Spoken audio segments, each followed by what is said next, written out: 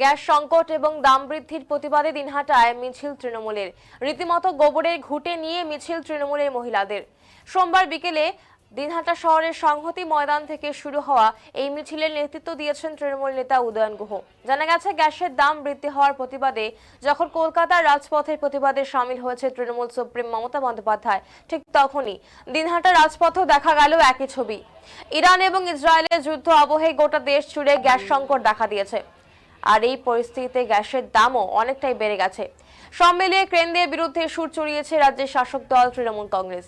একদিকে যখন নির্বাচন ঘোষণা হয়ে গিয়েছে, তার মাঝেই কেন্দ্রের বিরুদ্ধে প্রতিবাদ জারি রাখল তারা।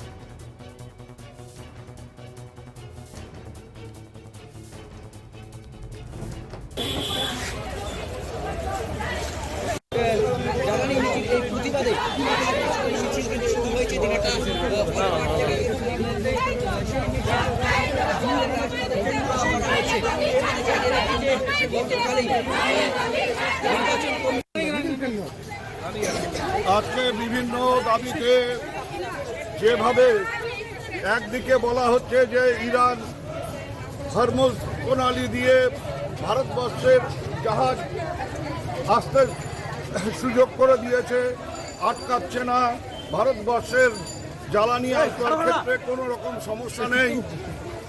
প্রধানমন্ত্রী থেকে শুরু করে সবাই মিলে গলা ফাটিয়ে বলছেন যে আমাদের এতটা স্টক আছে যে আমাদের কোনো সমস্যা নেই জ্বালানির ক্ষেত্রে, অথচ 60 টাকা করে সিলিন্ডার প্রতি দাম বাড়িয়ে দেওয়া হলো।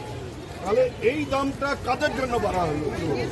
যেসব কোম্পানি স্টক করে রেখেছে গ্যাস, তাদেরকে বাড়তি টাকা পাইয়ে, তারা তো আগের থেকে স্টক করে রেখেছেন।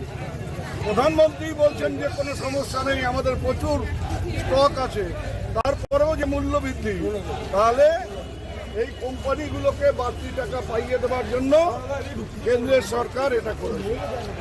আর একদিকে ভোট ঘোষণা হয়ে গেছে, এখন পর্যন্ত বিচারাধীন 60 লক্ষ ভোটার, তাদের ব্যাপারে কেন্দ্রের সরকার বা নির্বাচন কমিশন কি চিন্তা ভাবনা করছেন আমরা এখন পর্যন্ত সেটা জানতে পারছি।